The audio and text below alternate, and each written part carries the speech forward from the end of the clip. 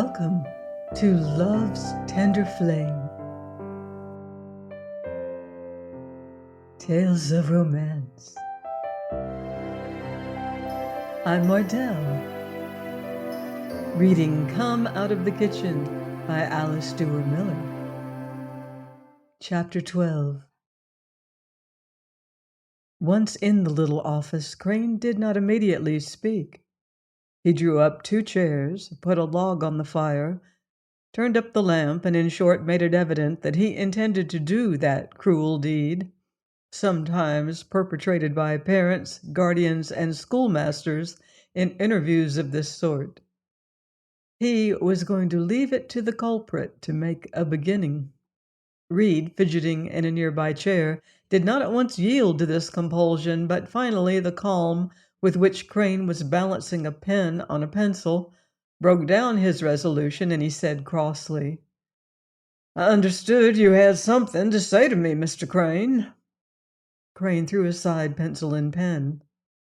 "I thought it might be the other way," he answered. "But yes, if you like, I have something to say to you. I have decided to break my lease and leave this house tomorrow." "You don't mean to go without paying the second installment of the rent?" "Why not? The Revelleys have broken, or rather have never fulfilled their part of the contract. I took the house on the written understanding that servants were to be supplied. And you are my witness, Mr. Reed, that tonight I have no one left but a cook." "Oh, come, Mr. Crane. We only agreed to provide the servants. We could not guarantee that you would not dismiss them. You must own they showed no inclination to leave the house." "No, I'll not deny that," returned Burton grimly. "No sane man," continued Reed eagerly, "would allow the payment of his rent to depend on whether or not you chose to keep a staff of servants. In many ways above the average. You'll not deny, I think, sir, that the cooking has been above the average." Crane had reached a state of mind in which it was impossible for him to discuss even the culinary powers of Jane Ellen, particularly with Reed, and so he slightly shifted the ground. "Let us," he said, "run over the reasons for which I dismissed them. The housemaid for calling one of my guests an old harridan, the boy for habitually smoking my cigarettes, for attempting to strike Mr. Tucker, and finally for stealing a valuable miniature belonging to the house. The butler for again introducing this same larcenous boy into the house disguised as a lame old man. The question is not whether I should have kept them, but whether I should not stay on here and have them all arrested." Reed's face changed.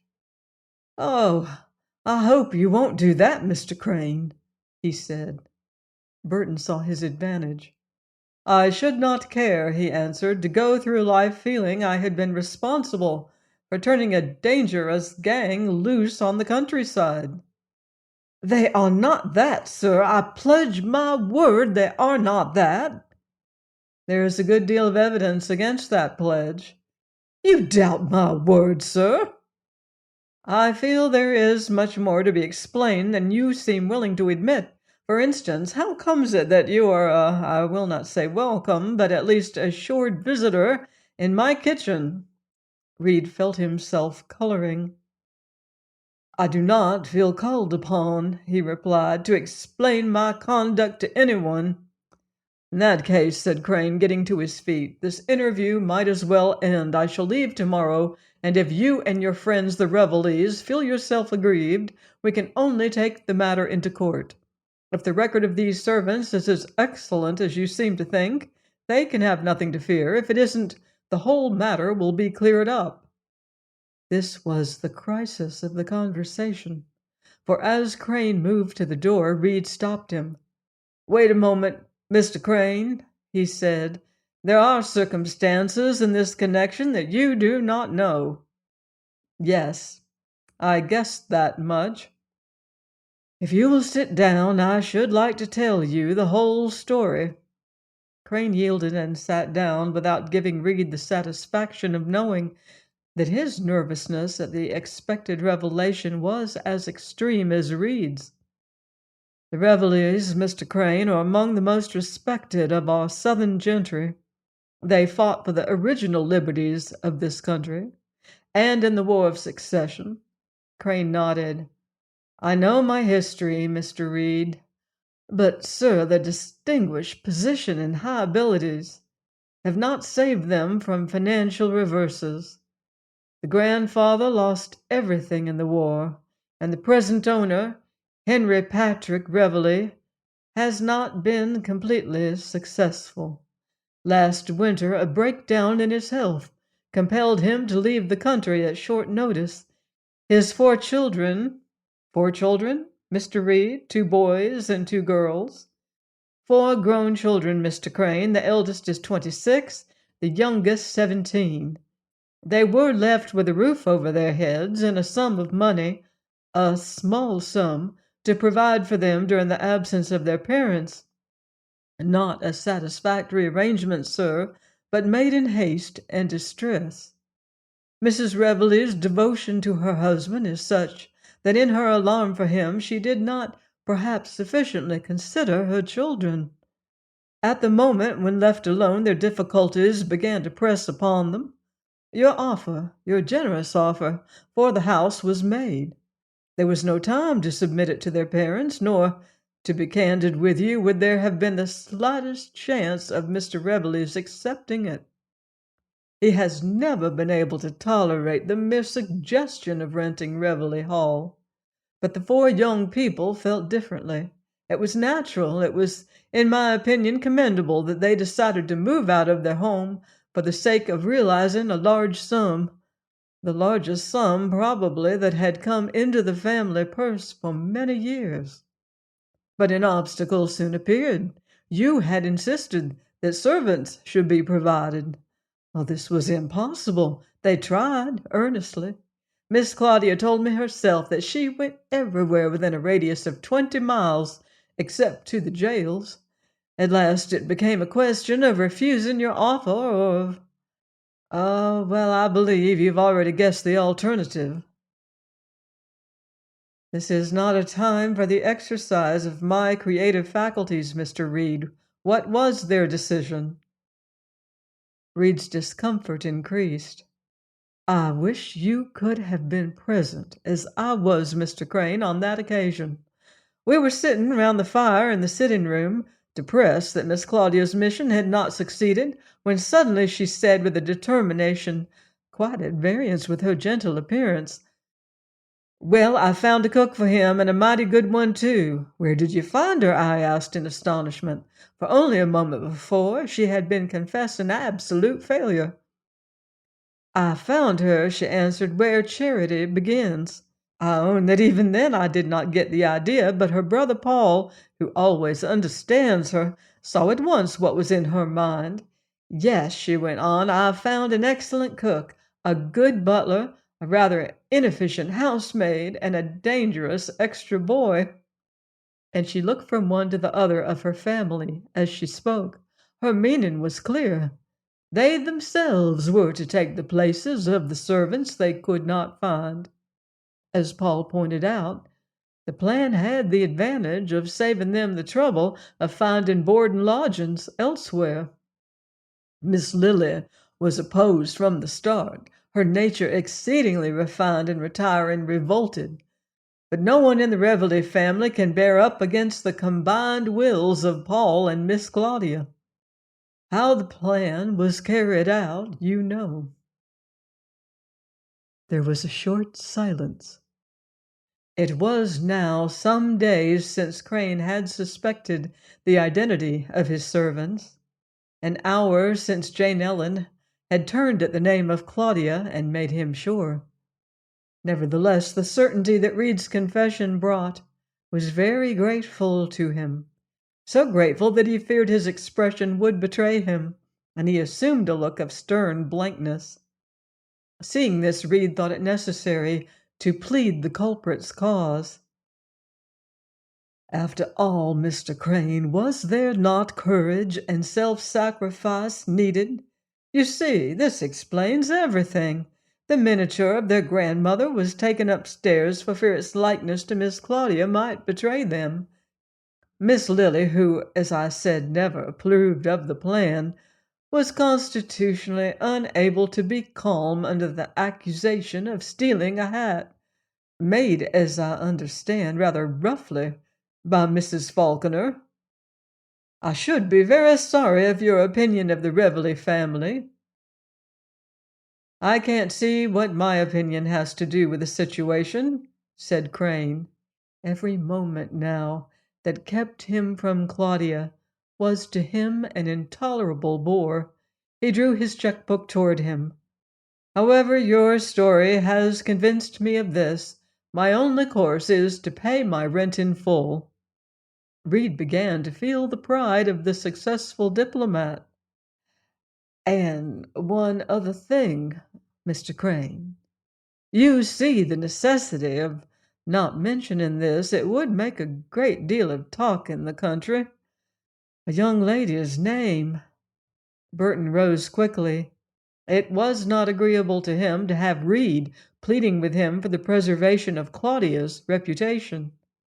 Here's your check, he said. Reed pressed on.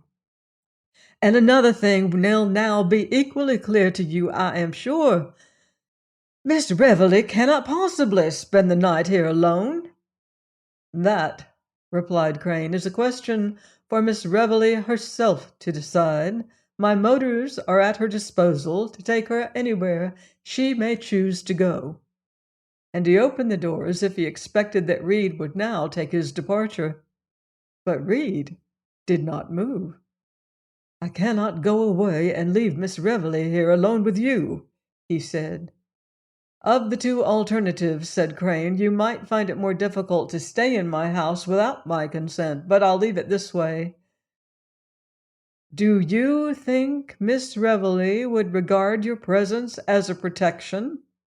I don't understand you, sir.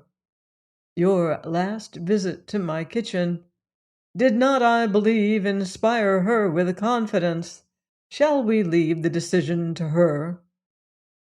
Reed went out in silence. He had had no reconciliation with Jane Ellen since that fatal kiss in the kitchen, and he knew she would not now side with him. He decided to go away and find her brothers. Lefferts, meanwhile, left alone, had stretched himself on a sofa and was smoking, with his eyes fixed on the ceiling. My dear fellow, cried Crane with some compunction, were you waiting to see me? I was waiting for my motor, answered the poet.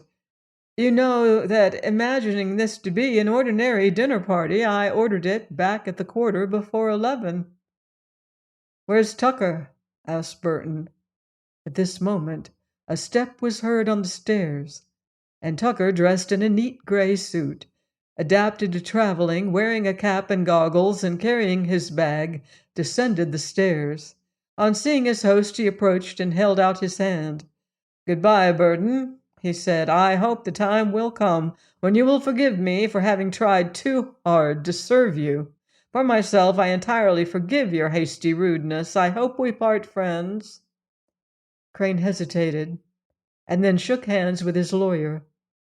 There's no use pretending, Tucker, he said, that I feel exactly friendly to you, and if you'll forgive my saying so, I can't believe that you feel so to me. You and I have got on each other's nerves lately, and that's the truth. How much that means only time can show. Sometimes it is very important, sometimes very trivial, but while such a state exists, I agree with you that two people are better apart. Goodbye.